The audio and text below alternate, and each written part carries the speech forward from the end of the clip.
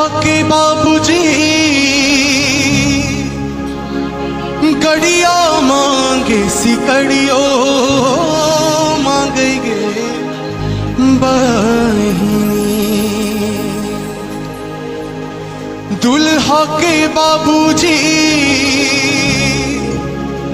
गड़िया मांगे सिकड़ियो मांगेगे बहिनी।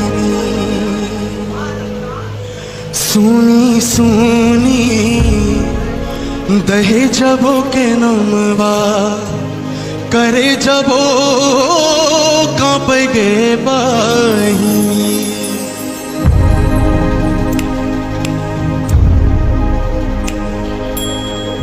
लड़की के बाबूजी गैया बेचे जमीन मोह बेचेगे बहिनी। लड़की के बाबूजी गैया बेचे जमीन मोह बेचेगे बहिनी।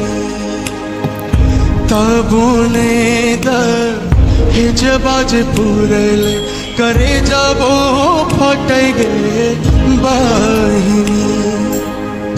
तब उन्हें दहेज पूरल करे जबो कांपेगे बहिनी।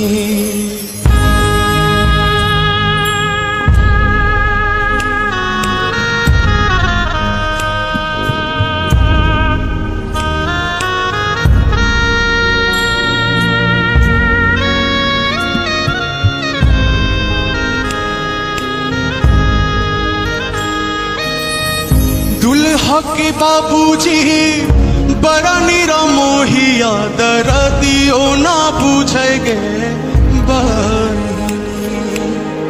दुल्हा के बाबूजी बड़ा निरमोहिया दर्दियो ना पूछेगे बहिनी। सुनी सुनी दहेजबो के नमवा करे जबो कांपेगे बहिनी। सुनी सुनी दहेजबो के नमवा करे जबो फटेगे बहिनी। हो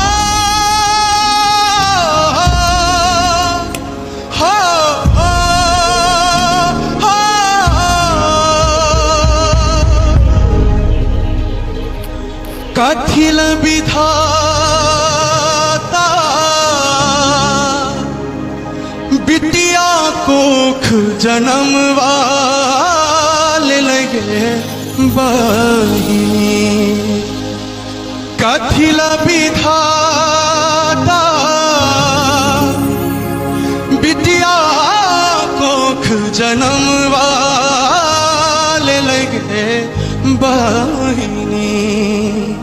सुनी सुनी दहेजबो के नमवा करे जबो फटेगे बहिनी।